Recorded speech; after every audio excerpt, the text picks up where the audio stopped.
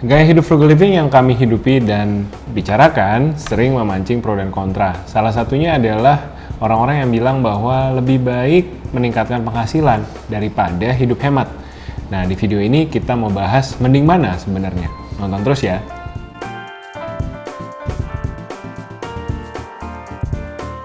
Hai guys, welcome back to our channel. Kembali lagi dengan gue Samuel dan ini istri gue Claudia. Kami pasangan suami istri kantoran dalam perjalanan menuju financial independence. Di channel ini kalian akan banyak temukan video-video seputar adulting, karir, dan keuangan. Jadi kalau kalian suka dengan konten-konten yang ada di video ini, jangan lupa untuk subscribe dan nyalain lonceng supaya YouTube bisa kasih tahu kalian kapan ada video baru dari kita. Sebelum kita mulai video kita hari ini, kita mau kenalin dulu sponsor video hari ini yaitu Sharecar. Jadi, karena mobil kita lagi masuk bengkel selama 2 minggu, kita sempat beralih ke Sharecar. Apa itu Sharecar? Sharecar adalah aplikasi untuk sewa mobil langsung tanpa kunci. Kemarin itu karena bengkel mobil kami lokasinya di BSD, jadi habis selesai drop mobil, langsung kita ke Pasar Modern BSD. Salah satu titik lokasi pengambilan Sharecar. Di Sharecar ada berbagai macam mobil yang bisa disewa, tapi kami memutuskan untuk memilih Toyota Sienta karena nggak terlalu tinggi, jadi cocok untuk bawa orang tua dan anak-anak. Nah, jadi buka mobilnya cukup pakai aplikasi aja. Kalian begitu datang nggak perlu ketemu siapa-siapa, nggak usah pakai kunci mobil juga. Sewanya instan, harganya mulai dari 27.000 per jam. Proses ordernya gampang banget. Jadi setelah kalian submit order lewat aplikasi, tagihan masukin aplikasi, bayar lewat kartu kredit, langsung pick up mobilnya pakai aplikasi. Sekali lagi, tanpa kunci mobil. Canggih banget kan? Mobilnya udah pasti bersih dan wangi. Jadi begitu kita masuk mobilnya itu kelihatan banget udah dibersih-bersihin semuanya, semua udah dilap-lapin, jadi aman gitu, nggak usah khawatir. Kalau udah selesai pakai, mobilnya tinggal langsung dibalikin aja ke lokasi tadi pick up di mana. Serah terima mobilnya juga langsung lewat aplikasi ya, jadi kita bisa langsung selesai order dan balikin mobilnya tanpa harus ketemu siapa-siapa, tanpa harus janjian, tinggal parkir aja yang rapi dan check out di aplikasi di handphone masing-masing. Simple dan praktis banget. Asik banget jalan-jalan bareng keluarga pakai mobil sewa dari Sharecar. Sharecar sekarang udah tersedia di berbagai daerah di Jabodetabek dan Bali. Sewa mobil seinstan itu cuma di Sharecar.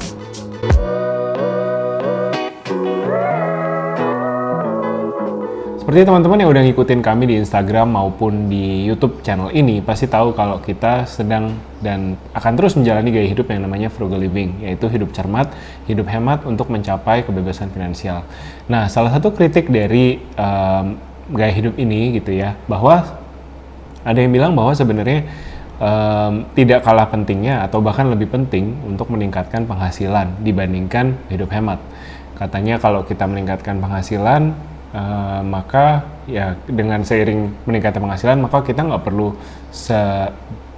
seketat itu lagi budgeting, kita nggak perlu takut lagi menghabiskan uang karena penghasilan kita jauh lebih besar. Nah, kita sering dapat percakapan seperti ini dan kita pengen bahas di video kali ini dalam konteks mending mana gitu ya. Tentunya balik lagi seperti semua video-video mending mana sebelumnya, nggak ada benar, nggak ada salah. Ini cuman berbagi perspektif, juga pengalaman kita dari 10 tahun lebih menjalani gaya hidup frugal living ini. Oke, sebelum mulai juga kita mau samain konteks dulu gitu. Ini juga yang sering di komentarin gitu ya, frugal living kok tapi misalkan punya PS5 atau kok mobilnya masih Volkswagen atau dan lain-lain gitu. Nah, tadi seperti yang saya bilang, frugal living itu hidup cermat dan hemat gitu. Cermat dan hemat berarti nggak semua barang itu kita beli yang paling murah gitu ya. Ada barang-barang yang kita willing to spend, willing to invest karena memang kita percaya kualitasnya lebih bagus, memang kita suka produknya dan kita willing to pay more gitu ya. Ya memang balik lagi ujung-ujungnya subjektif sih gitu ya. Personal taste gitu ya, personal preferences aja gitu. Jadi untuk hal-hal yang memang kita rasa kita bisa hemat, kita bisa budgetin, ya kita hemat-hemat gitu ya. Contohnya mungkin seperti piring-piring di rumah ini. Di rumah ini kita nggak ada satupun piring yang kita beli. Itu semuanya itu adalah adalah hadiah waktu kita nikah. 8 tahun lalu ya, nikah 8 tahun lalu, ada salah satu kerabat yang memberikan hadiah satu set piring cantik ya, dan dia udah itu piring kita pakai sampai hari ini. Lalu untuk ada hal-hal yang memang kita willing to invest, contohnya tadi ya untuk mobil. Kenapa kemarin itu kan kita sempat ya bikin video mobil, terus ada yang komentar kalau mau hemat mah belinya jangan VW gitu ya, apa gitu yang lebih murah, mobil Jepang atau apa ya. kembali lagi kan memang kita nggak bilang kita beli yang paling murah gitu, tapi kita beli apa yang kita suka, yang kita yakini bagus sesuai dengan kualitas dan standarnya kita masing-masing. Nah, masing-masing orang boleh beda gitu. Karena kalau mau cari yang paling murah, ya mobil busuk 20 tahun lalu gitu mungkin. Ya maksudnya mobil yang paling murah, maksudnya kalau bilang mobil apa gitu yang ini murah, pasti kalau cari mah ada aja yang lebih murah dari itu. Cuman kan kita kan nggak lagi adu-adu cari yang lebih murah gitu ya. Frugal living bukan tentang cari adu-aduan yang lebih murah gitu, tapi tentang kita mencermati. Kita mau beli, kita pikir 2 kali, ini beneran nggak kita perlu beli. Oke, kita mau belinya yang mana, itu kita benar-benar pelajarin. Waktu kita pikir mau beli Volkswagen itu kita juga udah mencermati mobil-mobil di kelasnya, yang kelasnya sama dengan Volkswagen Tiguan itu kita udah riset gitu ya, dari segi bensin, segi kenyamanan berkendara, keamanan berkendara itu kita udah riset gitu ya, dan akhirnya kita menjatuhkan pilihan ke Volkswagen dan kita pun belinya second gitu. Nah itu frugalnya itu di situ gitu ya, cermat dalam menentukan pembelian. Jadi itu dulu satu ya, maksudnya frugal itu nggak berarti selalu beli barang yang paling murah. Nah kembali lagi ke topik hari ini, mending mana? Mending kita hidup hemat atau mending kita memperbesar penghasilan? Nah sebenarnya yang harus kita sadari adalah memperbesar penghasilan itu faktornya banyak banget gitu ya, faktor eksternal yang di luar kendali kita. Misalkan kita juga udah kerja keras, misalkan karyawan ya, seperti kami berdua dulu sama-sama udah kerja keras, udah kerja baik-baik, disiplin, nggak pernah telat, pulang mungkin selalu yang terakhir gitu, misalkan sama-sama satpam bantuin kunci-kunci gitu, tapi kok kenapa nggak naik-naik gitu, misalkan promosinya. Ya karena memang simply banyak faktor gitu ya, untuk misalkan karyawan untuk dipromosi itu bisa tergantung budget, HRD di tahun yang tersebut, tergantung performa perusahaan di tahun yang tersebut. Misalkan perusahaan tambang gitu ya, beberapa tahun lalu pas tambang lagi drop-dropnya gitu ya, mungkin memang mereka nggak ada budget gitu untuk bisa promosi atau bahkan hire orang baru. Intinya mereka nggak punya uang gitu ya untuk promosi. Doesn't matter kamu sebagus apapun, seperform apapun, ya mohon maaf memang kondisi makroekonominya tidak mendukung gitu ya. Mungkin lalu juga di dalam situasi COVID kemarin gitu kan, banyak industri-industri yang terpukul di awal-awal, misalkan seperti retail gitu ya. Mall-mall tutup gitu kan, jadi nggak bisa jualan. Nah itu gimana bisa kasih promosi gitu kan untuk mereka survive bisnisnya aja, itu udah susah banget gitu. Jadi banyak hal yang di luar kendali ya, mungkin bisa ditambahkan lagi mungkin dari perspektif HRD. Iya, di luar hal-hal yang kelihatan gitu ya, misalkan performa perusahaan atau performa industri, sebenarnya juga banyak sih hal-hal yang nggak kelihatan dan agak susah dibilang benar atau salah gitu. Karena misalkan subjektivitas bos gitu. Ada 2 orang yang sama-sama perform, tapi yang satu lebih dekat sama bosnya, misalkan sering nemenin ngopi atau sering nemenin main golf bareng gitu ya. Bisa jadi yang diangkat adalah yang punya kedekatan lebih dekat daripada yang tidak dekat gitu. Ya ini bukan sesuatu yang kita harus berantas atau kita harus basmi. Ini praktek nepotisme di tempat kerja segala macam ya. Ini simply reality of life gitu, dan di level praktis kayak kita gini gitu kan kita nggak punya kuasa apa-apa. Kalian juga pasti tidak punya kuasa apa-apa untuk mengubah situasi kayak gini. Jadi yang tadi Klau bilang, meningkatkan income itu sesuatu yang di luar, banyak hal yang di luar kendali kita gitu. Jadi meskipun kita udah kan suka dibilang ya, belilah buku, belajarlah ini, belajarlah itu, ya itu semua bagus gitu. Tapi teman-teman jangan lupa bahwa banyak juga faktor eksternal yang bisa menggagalkan atau membuat berhasil semua usaha yang teman-teman sudah jalankan tadi. Di sisi lain, kalau kita tidak meningkatkan diri, salah juga gitu. Karena seperti teman-teman lihat, perkembangan teknologi cepat banget, perkembangan employer of choice juga ya, perusahaan-perusahaan yang jadi preferensi fresh graduate untuk kerja itu dalam 10 tahun udah berubah banget. Zaman aku dulu baru mulai kerja, the hot companies used to be banking, oil and gas, financial services. Sekarang financial services dianggap tidak se-hot misalkan technology company atau e-commerce gitu ya. Jadi benar-benar semua bergeser dan berubah begitu cepat. Jadi salah juga kalau kita bilang itu kan karena nasib, karena eksternal, terus kita nggak berbuat apa-apa. Itu juga nggak bisa juga gitu. Tapi yang kita mau garis bawahin adalah sebenarnya kita boleh berusaha, manusia boleh berusaha, Tuhan yang menentukan hasil, dan netizen yang mengomentari. Intinya itu tadi ya, kitanya harus berusaha dulu gitu, baru Tuhan yang menentukan gitu ya. Karena kan success is preparation meets opportunity gitu. Kalau misalkan pas opportunity-nya datang tapi kamu nggak siap, misalkan ya kamu skillnya kurang gitu kan, ya nggak jadi promosi juga gitu. Makanya yang tetap walaupun banyak faktor eksternal, tetap dari kitanya mempersiapkan sebaik-baiknya gitu. Jadi pas kesempatan promosi itu datang, kamu yang dipilih untuk promosi. Dan hal yang sama juga kita bisa share gitu ya dari cerita kita, bahwa baik aku maupun Clau sama-sama nggak ada yang bisa replicate jalan hidup satu sama lain, karena kita mencapai titik karir saat ini itu ya metodenya beda-beda. Aku rajin resign, rajin pindah kantor. Kalau Clau stay di kantor untuk waktu yang cukup lama. Nah, untuk videonya juga kita udah pernah bikin ya, mending mana jadi kutu loncat atau setia gitu. Dua-duanya ternyata proven to be jalan yang masih terbuka lebar untuk naik ke atas gitu. Jadi tidak bisa kita bilang juga bahwa harus ini, harus itu supaya bisa naik ke atas. Cuman yang kita sama-sama lihat sih dari karir kita ya, kita berdua sama-sama gigih gitu, sama-sama sungguh-sungguh ketika ada opportunity yang diberikan pada kita, project yang dikasih kepercayaan, kita selesaiin dengan baik. Sehingga kayaknya sih itu yang dilihat gitu. Pada saat kita minta promosi atau pada saat kita pindah karir, aku misalkan pada saat pindah ke kantor selalu bilang ini portfolio kerjaan-kerjaan yang aku udah pernah beresin, hasilnya ini itu, dan itu selalu yang jadi bahan jualan tiap kali pindah kantor. Saking kejar karirnya, kami berdua saking kejar karirnya juga sampai sebenarnya menunda punya anak gitu ya. Jadi baru program punya anak itu pas di umur 30 ya, setelah 7-8 tahun berkarir gitu. Jadi memang ya udah fokus kerja gitu ya, lembur tiap hari, kerja Sabtu Minggu, bisnis trip keluar kota, keluar negeri, bisa berminggu-minggu itu udah biasa gitu. Cuman akhirnya ya udah itu salah satu harga yang harus dibayar gitu ya.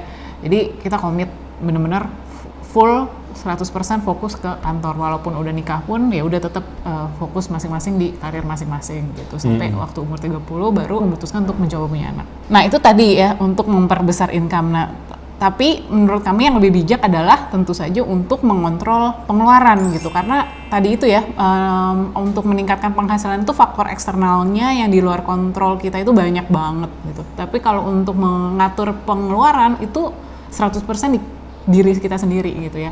Biasanya kan gengsi atau nggak punya self control, banyak mau gitu-gitu ya. Itu sebenarnya kan semuanya kita bisa atur gitu ya. Bisa putuskan kita sendiri. Bisa putuskan gitu ya.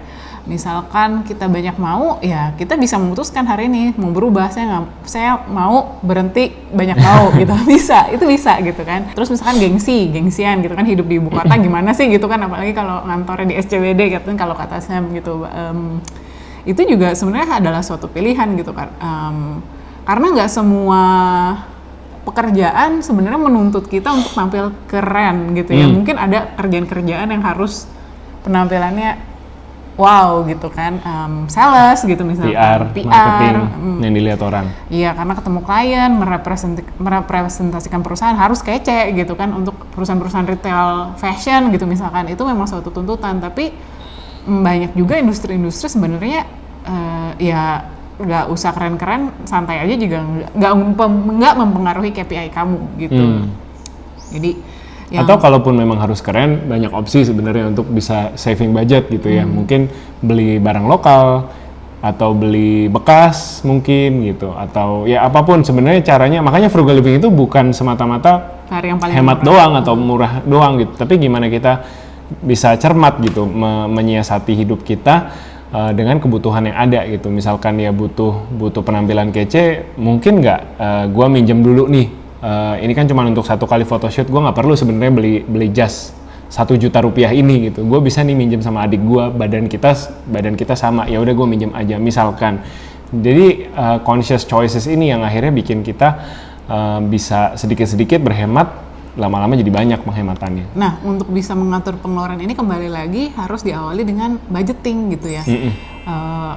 Budgeting minimal 3 bulan dulu gitu. Kenapa 3 bulan? Karena baru bisa dilihat rata-ratanya gitu. Sebenarnya pola pengeluaran bulanan kita tuh seperti apa sih? Nah, dari situ kan nanti baru kelihatan, dikategoriin. Oh, ini buat belanja bulanan, oh ini buat jajan, oh ini buat transportasi. Terus kalian bisa evaluasi, ini masih make sense nggak sih, atau adakah pos-pos yang masih bisa saya hemat gitu untuk memperbesar tabungan misalkan. Itulah kenapa budgeting itu penting. Terus juga suka ada yang tanya nih, terus gimana caranya biar bisa mengendalikan keinginan gitu ya, saya banyak maunya, mau ini dan itu gitu. Gimana caranya biar bisa fokus nabung? Nah mungkin nabungnya itu kamu harus memberikan tujuan gitu. Kenapa saya harus nabung? Gitu. Tentunya kalau kamu nggak ada insentif atau nggak ada sesuatu yang dikejar ya. Sesuatu yang dikejar gitu dalam kamu nabung kan, jadi memang rasanya ya buat apa saya susah-susah gitu kan, hidup hemat-hemat gitu atau tahan diri karena saya anyway nggak ada sesuatu yang dikejar gitu. Tapi kalau kamu punya sesuatu yang dikejar, kamu punya mimpi yang lebih besar, misalkan mau ajak umroh orang tua, atau kamu misalkan mau nanti liburan akhir tahun berikutnya mau sekeluarga sama-sama ke Universal Studio gitu kan. Itu kan mimpi-mimpi besar yang bisa menjadi motivasi dan semangat kamu gitu biar bisa nabung gitu ya. Nggak apa-apa deh hari ini nggak minum boba, atau oke, dari hari ini sampai nanti Desember saya nggak mau minum boba, nggak apa-apa gitu, karena nanti semua yang saya hemat dari minum boba itu bisa berkontribusi ngajak jalan-jalan keluarga saya ke Universal Studio gitu, atau ajak orang tua saya umroh. Jadi you have to give meaning to your perseverance gitu. Kenapa saya harus disiplin? Kenapa saya harus kerja keras gitu? Harus ada meaningnya gitu, harus ada tujuannya. Dan jangan fokus ke minum bobanya ya, karena ada lagi narasi yang bilang kalau cuma hemat minum boba mana bisa jadi uang umroh gitu. Ya terserah, maksudnya itu hanya contoh dan intinya adalah pesannya di sini you cannot you can afford anything but you cannot afford everything. Artinya kamu mau apa aja boleh, tapi mau semua nggak bisa. Kalau kamu mau sesuatu pasti ada hal lain yang harus kamu korbankan. Mungkin itu lifestyle kamu, mungkin itu jalan hangout kamu di weekend atau apapun gitu. Tapi nggak bisa mau semua. Dalam tahapan milestone hidup juga sebenarnya gitu. Kayak misalkan kami dihadapkan waktu itu beli rumah dulu, nikah dulu, atau beli mobil dulu. Ya mau semuanya tiga-tiganya, tapi nggak bisa gitu. Harus satu-satu dikerjain. Nikah dulu, nikah uang habis, nol lagi, nabung lagi pelan-pelan, 1-2 tahun, 3 tahun ya, akhirnya beli rumah dibangun, 2-3 tahun setelahnya, 2 tahun setelahnya ada mobil gitu. Nah ini yang Chloe yang inget timeline aja. Tapi ya poinnya adalah bukan soal hemat boba atau hemat latte, karena ada juga perdebatan yang kurang bagus gitu seputar itu, katanya that's people are missing the point gitu, bahwa sebenarnya bukan latte-nya, tapi itu sebuah contoh di mana kamu nggak bisa dapetin semuanya dalam hidup itu. Harus berkorban, harus make sacrifices for things that you want, and there's a price to pay for that.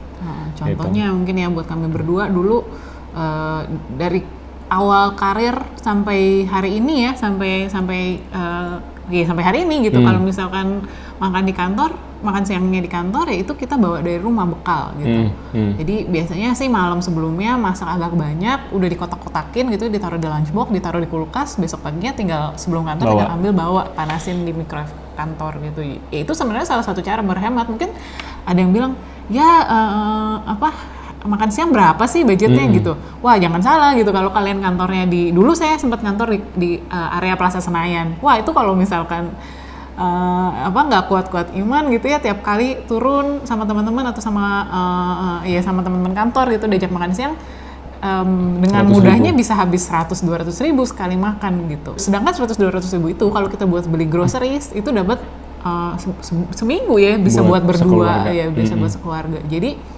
ya itulah pinter-pinternya kita aja gitu sebenarnya mengatur.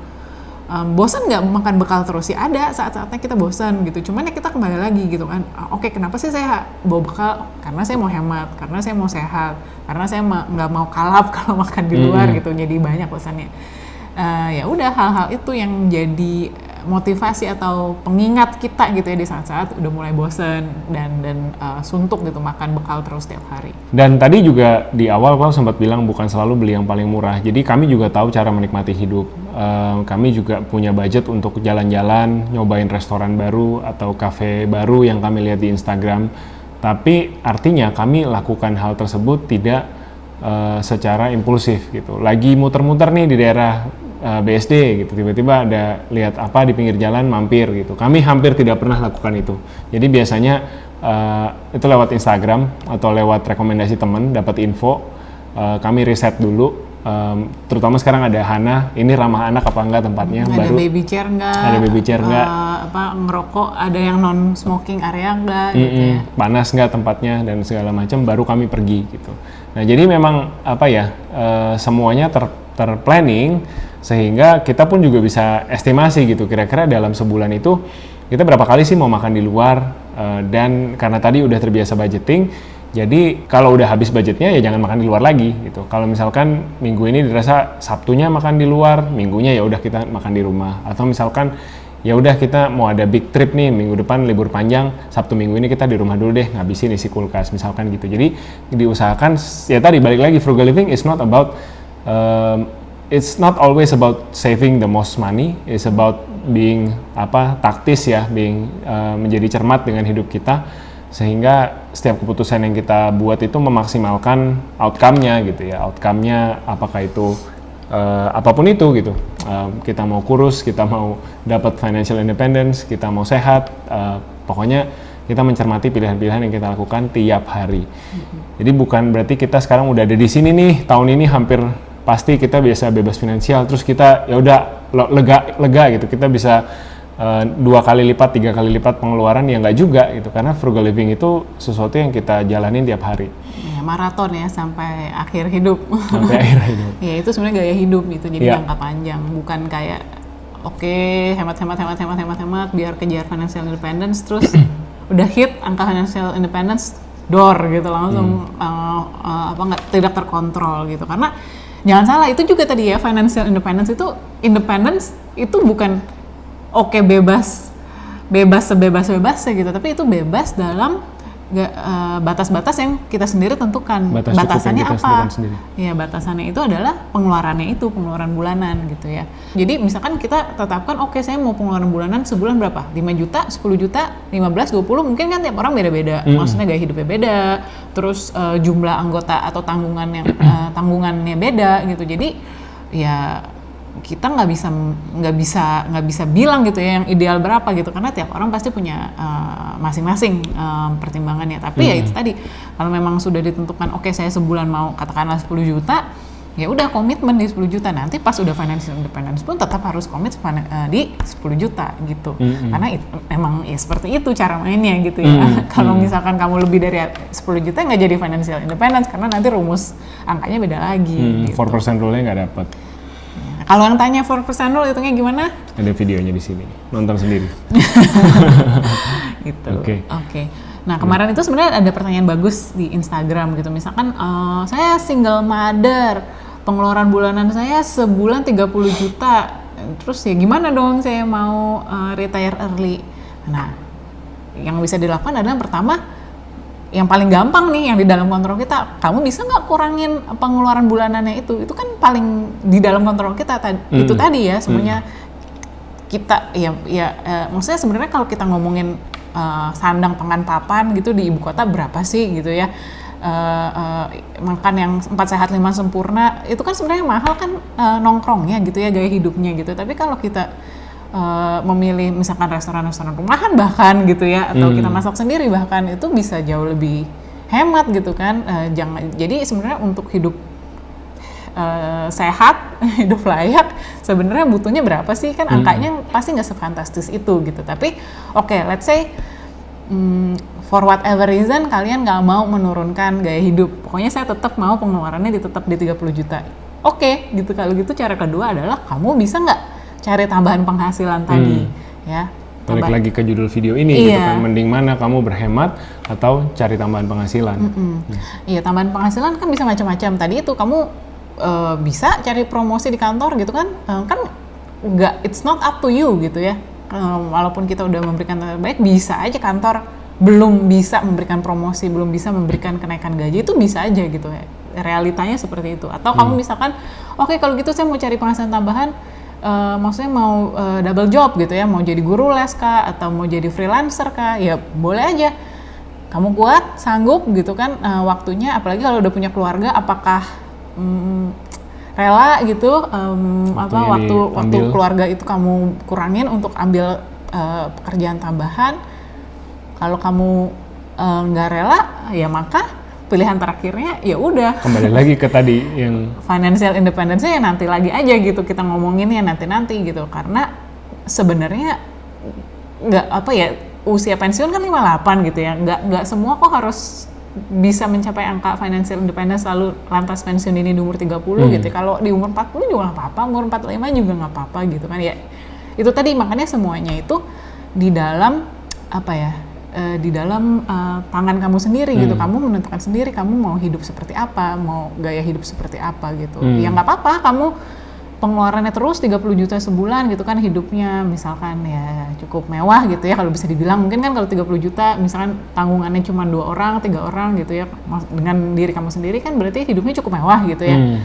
Tapi ya itu konsekuensinya kamu akan terus harus berkarir, harus mempunyai pendapatan aktif gitu sampai kamu umur 40-50 itu oke kah gitu. Kalau misalkan itu nggak masalah ya nggak apa-apa gitu, karena kan ya dari itu tiap orang punya cara hidup beda-beda, pandangan hidup yang beda-beda, and it's okay. Jadi balik lagi ke judul video ini, mending mana gitu kan, mendingan gua kurangin pengeluaran atau tambahin income. Semuanya kembali ke matematika dan semuanya ada di tangan teman-teman sendiri, because numbers never lie. Ya, mungkin kalian berbohong ketika budgeting, mungkin kalian menipu diri sendiri, ada pengeluaran yang tidak tercatat for whatever reason gitu ya. Tapi the numbers don't lie. Ketika kalian udah catat, udah hitung, udah kalkulasikan, ya hanya ada 3 variabel yang bisa dimainin. Pertama, kalian gaya hidupnya cermat, ya frugal living. Atau yang kedua, kalian meningkatkan penghasilan, which is tadi kita udah belajar bahwa itu most of the variable is out of your control. Atau yang ketiga adalah variabel usia. Kalian memilih kapan kalian mau pensiun gitu. Semakin kalian hidup paycheck to paycheck, tidak mengatur kapan, tidak mulai membangun portfolio investasi, tentunya makin nggak tahu juga kapan bisa pensiun dini gitu. Dan kita tentu sebagai manusia nggak ada yang tahu gitu ya, umur kita sepanjang apa, dikasih kesehatan sampai kapan gitu. Jadi sebenarnya salah satu tujuan kita jalanin frugal living adalah selagi kita masih muda, selagi kita masih produktif, we want to redeem our own time dengan memiliki portfolio investasi yang cukup sehingga kami bisa hidup dari situ dan tidak lagi bergantung pada pekerjaan day job kita. Ya, jadi gimana kalian tim nambahin income atau mengurangi pengeluaran? Coba share di komen box di bawah. Nggak ada salah, nggak ada benar, semuanya lifestyle dan pilihan hidup kita masing-masing. Mudah-mudahan video kita di series Mendang-Mending ini bisa membantu kalian berpikir, bisa jadi bahan diskusi juga sama pasangan, supaya masing-masing balik lagi bisa menentukan pilihan hidup, jalan hidup yang kalian inginkan. As always, thank you so much for watching. Jangan lupa kalau belum subscribe, klik subscribe dan nyalain lonceng supaya YouTube kasih tahu kalian lagi kapan kita akan upload video berikutnya. Sampai ketemu di video selanjutnya. Take care, stay safe and stay healthy. Bye bye.